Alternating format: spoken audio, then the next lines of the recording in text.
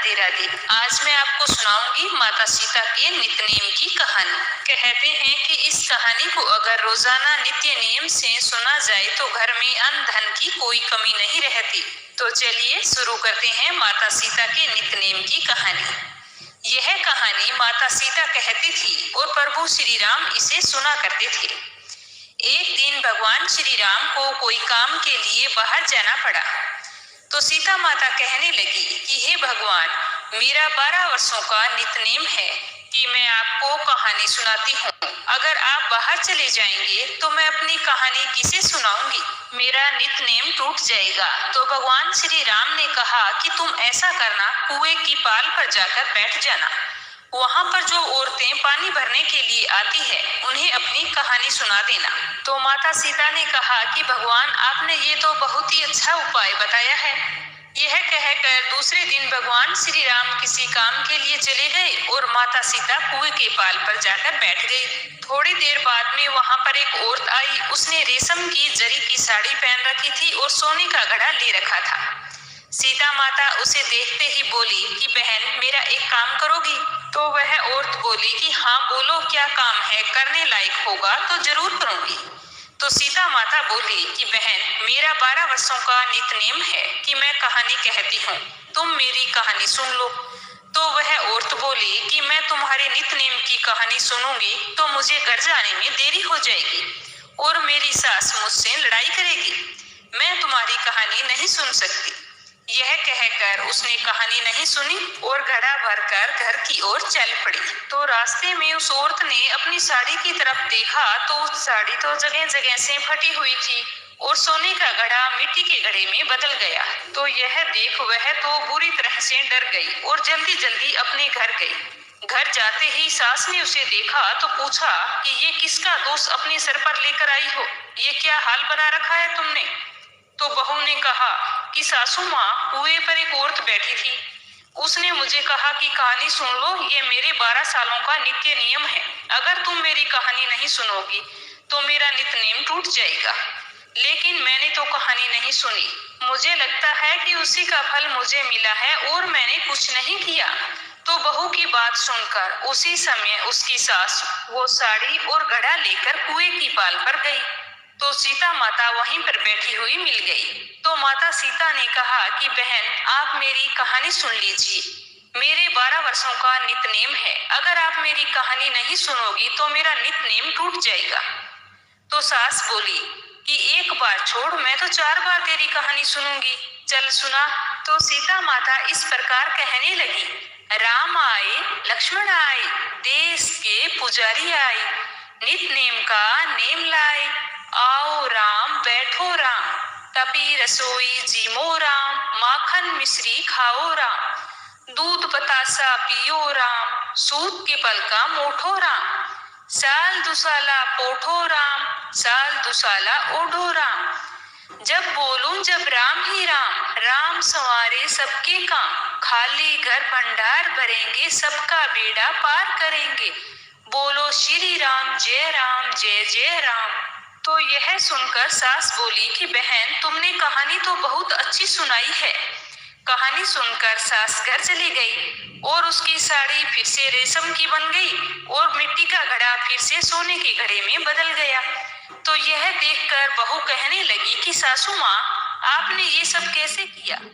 तो सास ने कहा कि बहू, तुम दोष लगा के आई थी और अब मैं दोष उतार कर आ रही हूँ। तो बहू ने कहा कि सासू माँ, मुझे कुछ समझ में नहीं आया। आप मुझे ढंग से बताएं, वो कुएं वाली स्त्री कौन थी? तो सास बोली कि वे माता सीता थी। वे पुराने से नया कर देती है, खाली घर में भंडार भर देती है, लक्ष्मी जी का घर में वास कर देती है, आदमी की जो भी इच्छा हो उसे पूरा कर देती है। तो बहू बोली कि ऐसी कहानी मुझे भी सुननी है। कहानी ना सुनकर मैंने बहुत बड़ी गलती कर दी। सासू माँ, मुझे माफ कर दो और अब आप मुझे वो कहानी सुनाओ। तो सास बोली कि ठीक है, आराम से बैठो और श्रद्धा से सुनो, मैं कहानी सुनाती हूँ।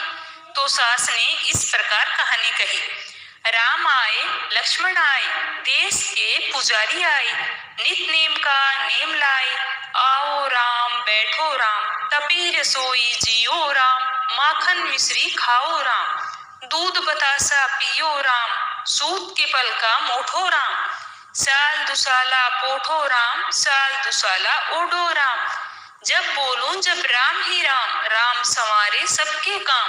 खाली घर भंडार भरेंगे, सबका बेड़ा पार करेंगे। बोलो जय श्री राम, जय जय राम। तो कहानी सुनकर बहू बोली कि सासू माँ, ये कहानी तो बहुत अच्छी है। तो सास ने कहा कि ठीक है, इस कहानी को अब हम रोजाना सुना करेंगे। अब सास बहू रोजाना सुबह सवेरे जल्दी उठती, नहाती धोती और पूजा करने के बाद नित नेम की सीता माता की कहानी कहती। एक दिन उनके यहाँ उनकी एक पड़ोसन आई और बोली कि बहन जरा सी आग देना। तो वो सास बहू बोली कि अभी तक हमने तो आग नहीं जलाई। तो वह बोली कि आग नहीं जलाई तो अब तक क्या कर रही थी? सुबह तुम 4 बजे से खटर पटर करने लगती हो, करती क्या हो? तो उन्होंने कहा कि हम सुबह जल्दी उठकर स्नान करते हैं, उसके बाद में पूजा करते हैं, फिर सीता माता की नित नेम की कहानी कहा करते हैं। तो पड़ोसन ने उनकी बात सुनकर कहा कि सीता माता की कौन सी कहानी है? इसे कहने से तुम्हें क्या मिलता है? तो वो बोली कि सीता माता के नितनेम की कहानी कहने से घर में भंडार भर जाते हैं और सारे काम सिद्ध होते हैं, मन की इच्छा पूरी होती है। तो पड़ोसन ने कहा कि कब तक सुननी होती है? तो वो बोली कि ये छोटी सी कहानी है, नित्य नियम बना लो, रोजाना सुननी होती है। तो पड़ोसन कहती है कि बहन अगर ऐसी बात है तो मुझे भी ये कहानी सुना दो, तो मेरे घर में भी सुख समृद्धि का वास हो जाए। तो वो बोली कि ठीक है, तुम बैठो और ध्यान से सुनो। तो इस तरह से सास बहू सुनाने लगी कि राम आए, लक्ष्मण आए, देश के पुजारी आए, नित नेम का नेम लाए। आओ राम, बैठो राम, तपी रसोई जियो राम। माखन मिश्री खाओ राम, दूध बतासा पियो राम। सूत के पल का मोठो राम, साल दुसाला पोठो राम। साल दुसाला ओढ़ो राम। जब बोलूं जब राम ही राम, राम संवारे सबके काम। खाली घर भंडार भरेंगे, सबका बेड़ा पार करेंगे। बोलो जय श्री राम, जय जय राम। सारी कहानी सुनने के बाद पड़ोसन कहने लगी कि बहन यह कहानी तो बहुत अच्छी है, मुझे बहुत अच्छी लगी। अब तो यह कहानी मैं रोजाना कहा करूंगी। और वो अपने घर चली गई। अब रोजाना वो पड़ोसन भी नित नेम की कहानी कहने लगी। तो कहानी कहने से सीता माता ने पड़ोसन के भंडार भी अनधन से भर गए। अब तो पूरे मोहल्ले में नित नेम की कथा चल पड़ी। हर घर में माता सीता के नित नेम की कथा कही और सुनी जाने लगी और हर किसी की मनोकामना भी पूरी होने लगी। तब से आज भी यह कथा सीता जयंती पर बड़े चाव से सुनाई जाती है और नित नेम का प्रण लिया जाता है। हे सीता माता, जैसे आपने उनके भंडार भरे वैसे ही आप हमारे भंडार भी भरना। कहानी कहने वाले की और कहानी सुनने वाले की सभी की मनोकामना पूर्ण करना। बोलो सीता मैया की जय हो। गणेश जी की कथा। एक बुढ़िया थी, वह बहुत ही गरीब और दृष्टिहीन थी। उसके एक बेटा और एक बहू थी। वह बुढ़िया सदैव गणेश जी की पूजा किया करती थी। एक दिन गणेश जी उसकी पूजा से प्रसन्न होकर प्रकट हुए और बोले कि बुढ़िया माई मांग, तुझे क्या मांगना है? तो बुढ़िया माई ने गणेश जी को प्रणाम किया और कहा कि गणेश जी महाराज, मुझे तो मांगना ही नहीं आता, मैं कैसे मांगूं और क्या मांगूं? तब गणेश जी बोले कि कोई बात नहीं, कल अपने बेटे बहू से पूछ कर आना और फिर मांग लेना। तब बुढ़िया माई ने गणेश जी के कहे अनुसार सबसे पहले अपने बेटे से कहा कि बेटा, गणेश जी ने मुझे दर्शन दिए हैं और वरदान मांगने को कहा है, तू ही बता कि मैं क्या मांगूं? तो बेटे ने कहा कि माँ, तू धन मांग ले। फिर बुढ़िया माई अपनी बहू के पास गई। बहू से पूछा कि बेटा तू ही बता कि मैं क्या मांगूं? तो बहू ने कहा नाती मांग लो। तब बुढ़िया ने सोचा कि ये तो अपने अपने मतलब की बात कर रहे हैं। तो बुढ़िया ने पड़ोसियों से पूछा। तो पड़ोसियों ने कहा कि बुढ़िया, तुम थोड़े दिन जिएगी, तुम क्यों तो धन मांगे और क्यों नाती मांगे? तुम अपनी आंखों की रोशनी मांग ले ताकि तेरी सारी जिंदगी आराम से कट जाए। बुढ़िया माई ने सबकी सुनी पर तसल्ली नहीं हुई। दूसरे दिन नहा धोकर गणेश जी की पूजा की और बोली कि हे गणेश जी महाराज, अगर आप मुझ पर इतने ही प्रसन्न हैं तो मुझे 9 करोड़ की माया दे, निरोगी काया दे, अमर सुहाग दे, आंखों की रोशनी दे, नाती दे, पोता दे और सब परिवार को सुख दे और अंत में मुझे मोक्ष दे। तो यह सुनकर गणेश जी हंसने लगे और बोले कि बुढ़िया माई, तुम तो बोल रही थी कि मुझे मांगना ही नहीं आता। तुमने तो भोली बनकर मुझे ठग लिया है। फिर भी तुमने जो मांगा है वचन के अनुसार तुझे सब कुछ मिलेगा। यह कहकर गणेश जी अंतर्ध्यान हो गए और बुढ़िया माँ ने जो भी मांगा था उसे सब कुछ मिल गया। इस तरह बुढ़िया माई ने अपनी पूजा पाठ और वरदान से घर में सबका भला किया।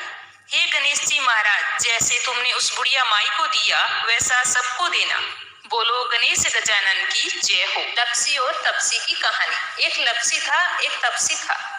तपसी हमेशा भगवान की तपस्या करता था, लेकिन उसे चोरी करने की आदत थी। लपसी हमेशा सवा सेर की लापसी बनाता और पहले भगवान को भोग लगाता, उसके बाद में स्वयं भोजन करता। दोनों भाइयों का यही नियम था। तो एक दिन कोई बात को लेकर दोनों में कहासुनी हो गई। तो तपसी बोला कि मैं रोजाना भगवान की तपस्या करता हूँ, इसीलिए मैं बड़ा हूँ।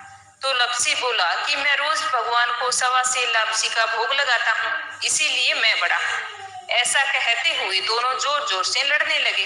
तभी वहां से नारद जी गुजर रहे थे। दोनों को लड़ता हुआ देखकर वहां आए और उनसे पूछा कि तुम दोनों लड़ क्यों रहे हो। तो दोनों ने अपने आप को बड़ा बताया और साथ में बड़ा होने का कारण भी बताया। तो नारद जी बोले कि मैं तुम्हारा फैसला कर दूंगा, कल आऊंगा, बता दूंगा भी कौन बड़ा है। दूसरे दिन लपसी और तपसी नहाकर अपनी रोज की भक्ति करने आए। तो नारद जी ने झुककर 1.25 करोड़ की एक एक अंगूठी उन दोनों के आगे रख दी। जैसे ही भक्ति करते हुए तपसी की नजर उस अंगूठी पर पड़ी तो उसने चुपचाप से उठाई और अपने पैर के नीचे दबा ली। लपसी की नजर अंगूठी पर पड़ी, लेकिन उसने ध्यान नहीं दिया। उसने पहले भगवान को भोग लगाया और फिर स्वयं भोजन करने के लिए बैठ गया। थोड़ी देर बाद नारद जी सामने आए तो दोनों ने पूछा कि अब बताओ हम में से कौन बड़ा है। तो नारद जी ने तपसी से खड़ा होने के लिए कहा। तो वो खड़ा हुआ तो उसके पैर के नीचे दबी हुई अंगूठी दिखाई दी। तो नारद जी ने तपसी से कहा, तपस्या तो तुम करते हो, इतनी तपस्या करने के बाद भी तुम्हारी चोरी करने की आदत नहीं गई। ये अंगूठी मैंने ही तुम दोनों के आगे रखी थी। मैं ये देखना चाहता था कि तुम दोनों में से किन के मन में लालच है। तो तूने तो अंगूठी दिखाई पड़ते ही झट से अपने पैर के नीचे दबा ली। लेकिन लपसी का ध्यान अंगूठी पर जाने के बाद भी लपसी ने अंगूठी को ना ही उठाया और ना ही ध्यान किया। उसने सिर्फ अपने भगवान जी में ही ध्यान रखा, उन्हें भोग लगाया और बाद में स्वयं भोजन करने लगा।